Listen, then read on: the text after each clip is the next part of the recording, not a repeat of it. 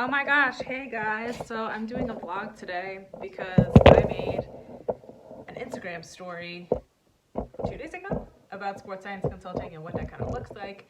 And that got hella feedback, so I thought I would do a quick vlog, totally unedited, totally unplugged. I'm going to misspeak so many times, literally just choking over my own tongue. It's incredible. Blech. So here we go, sports science consulting. What happens when someone comes in, whether it's a club, whether it's a person, whether it's an organization, federation, whatever. What happens when I'm starting to work with somebody as a sports scientist? Now, for the most part, this is a consulting role. So I'm usually writing programming of some kind. I might be doing performance tests, and those are all important things that I need to know up front. I might be taking over the rehab for some specific players. Maybe I'm taking over like the sports psychology or the data analysis, whatever it may be. I need to know specifically what role I'm supposed to be filling as a sports scientist, because sports science is a very broad role. And even strength and conditioning coach, if you want to do strength and conditioning consulting, that's even a very broad role. So I have an example this time. That's why I thought this would be a great time to make a video, because my friend Daniel Wimmer is now coach at a fifth league football club or a soccer club here in Germany called SV or SB Eiendorf in Aachen. And they're in the fifth league, as I said, so right below the regional league. And their goal is to not go into the sixth league next year. And they just need a sports scientist to help them with athletic training and help with their data and the kind of organization of things in the preseason, and then develop a concept for athletic training and Belastungssteuerung, or the process of like data analysis and load management for the in-season. So what's important when I'm first starting off is I'm going to do an intake interview with my client. So we get on the phone, we get on Zoom, and it's long interview. Usually it's about an hour, and it's a very detailed process. Like, I need to know everything. I need to know what's expected from me. I need to know what they expect from the plan, and they of course need to know what I then expect from them as far as what they're going to give me, the data, have access to everything, and yeah, we need to make a lot of things clear up front. So I'm going to ask them questions like what league they're in, where they usually play, like in the table per season, how many minutes they generally play per game, right? Like if you're having to play in the Nachspielzeit or in overtime, are you having to go into penalty kicks very often? Like what is the load generally that the players are going through? How often do they train in the week? How long are the training sessions? Do they play the English week or twice a week? And how often do they do that? How old are the players? So like what's the average age? What's the average height, average weight, things of that nature. I need the basic data. And then I need information like how long have the players been training? So what's their training age? So we have chronological age, right? Or their biological age, how old they are, and their training age. And I need to know both of those things. So because if they've only been training like a year with strength and speed, but they've been on the pitch for 15 years, but they're 25 years old, let's say. It's a pretty big distinction that I need to make between that player and somebody who's been playing for 15 years, but also has trained with weights for 10 years and trained speed for 5 years and is also 25 years old, right? Those are going to be two different athletes, so I need to know what the general consensus is on the team, where they are, so that I can meet everybody where they're at and help them improve, help each person improve. I also need to know what the goals of the specific phase are. So like I said, we're working on preseason. I'm writing the programming for their preseason athletic training, strength and conditioning, and so their goals are injury reduction, repeated sprints ability, and conditioning. So they want, obviously the players need to run fast and often and not get injured. Okay, so that's doable. Sounds pretty normal. I also need to know how they are, how much equipment they have. So I need to know what they're working with. Like how much of the pitch are we gonna have? Are we gonna have gym opportunities? Do the athletes have gym opportunities? Are the athletes training outside of normal training sessions? And how much time am I gonna have within a training session? Am I going to have access to any equipment? So they have, for example, medicine balls, sprinting belts that you can attach. They have mini bands, they have hurdles, they have like boxes that we can jump on and things of that nature. They have a fence where we can do pull-ups, and I need to know all those things so I can actually create a reasonable plan, like a reasonable plan for them, and not just one that theoretically sounds good but they don't have access to any of that equipment. And they also have 50 to 100% of the pitch for about 20 to 30 minutes 3 times a week. And I have then their general training schedule taken down as well. I have any important dates that they need, any injuries that seem to be continuously coming, I need to know as well. And so I have all that information taken down. I won't share anything very specific. But then I also got their training plan, and this is super important for me because, as you can see, I have all kinds of markings all over this. I've written all over it, I've highlighted all over it. Any important dates that I need, I have written down because I'm programming literally every single training block. And as you know, those individual units, right, those individual training days all fit into a bigger program. So I'm literally programming those specific days according to this and according to this, all of this data. So in order to get the best program possible, I need all this data.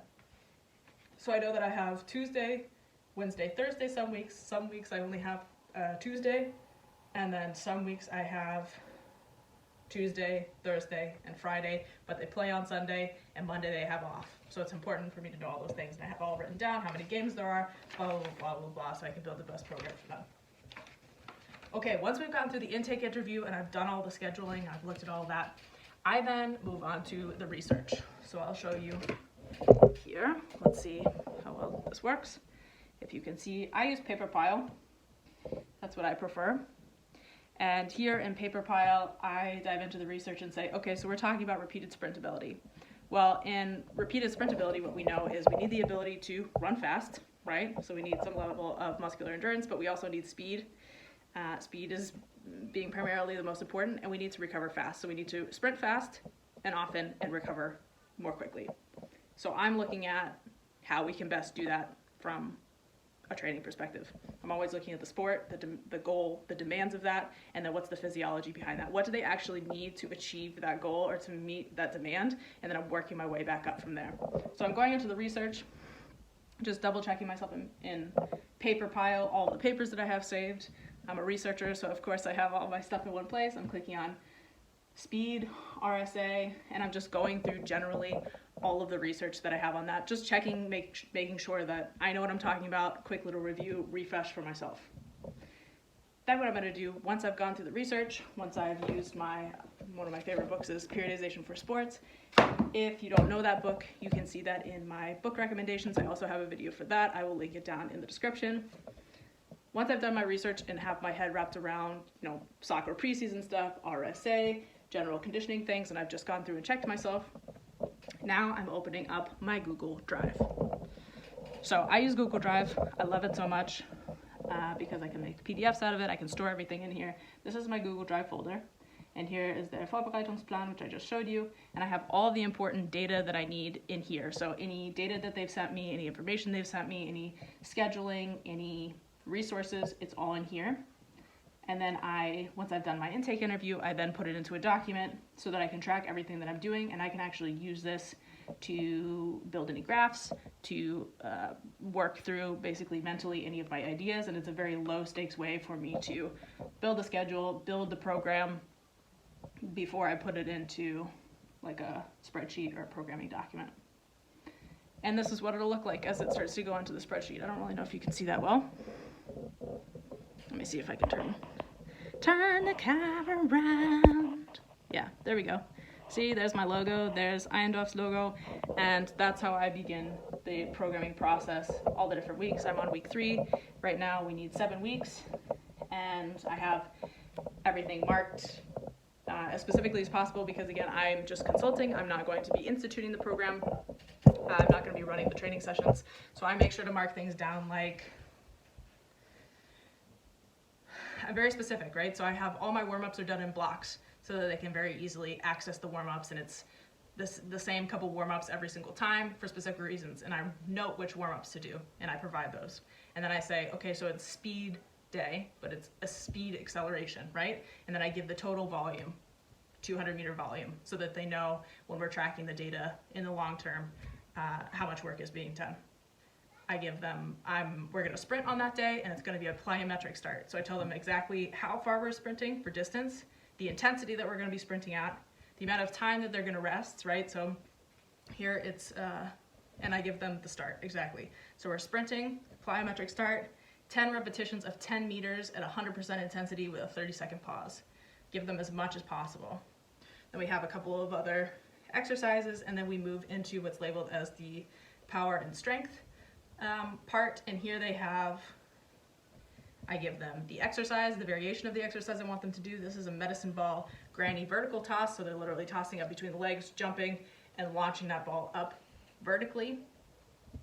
3 sets of 3 repetitions at 100% intensity, right? Give it all you got. And then here, when I'm doing power and strength, I'm also giving what cue I use. So here I say, and your cue is jump vertically or push away from the ground. The second one is high knees. We have high knees, 3 sets of 10-meter repetitions, 100% intensity, and the cue is pull your feet from the ground as quickly as you possibly can, right? So again, because I'm not giving the workouts live, I'm just writing the program. The head coaches, who are sport coaches, right? They know a little bit about athletic training, they know a little bit probably about speed development, but I'm the expert in these things, and I'm giving them as many tools as possible as I can to make sure that their program is there, it's useful, but it doesn't really matter how good the program is that I write. I know it's good, but if it can't be instituted well, then it doesn't really matter how good my programming is if they can't use it effectively. So I try and give as many skills and as many tools as I can into the program so that when I click make this a PDF and I send it off to them, they feel like, okay, we basically have a built-in coach here. Maybe they don't have the coach's eyes, but they know the small things that they're supposed to be looking for, how to cue, and exactly what format to run the program in, how long to be resting, etc. So again, I try and give as much information. And yeah, so quick review. Start with the intake interview, find everything out, go over the schedule. It's really important because again, every single Trainingseinheit or training session is a very specific part of this greater picture, right? I'm literally, every single repetition of every single exercise has a purpose for me to help them get better, and it plays into that greater picture. So being really purposeful with that. Have a place to compile all of the stuff. Like, don't let it just be scattered everywhere. Have a folder, have a place, put it on your hard drive, whatever you're gonna do.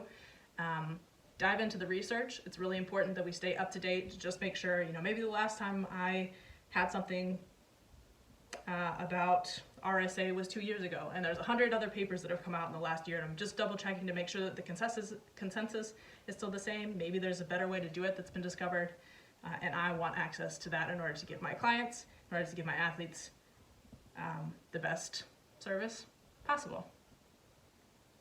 And then take your time when you're writing things out. You're gonna have to find your own process to do it, but again, try and give your client, I try and give my clients, my athletes, the people that I'm consulting with, we're a team, right? I just don't get to be there. So I'm trying to give them all the skills and tools that I would use and give it to them in order to execute the plan in the best way possible. That's part of it. It's not just our responsibility to write the damn thing, it's our responsibility to write it in a way that's most easily implemented and can bring the best results. So I hope that was helpful.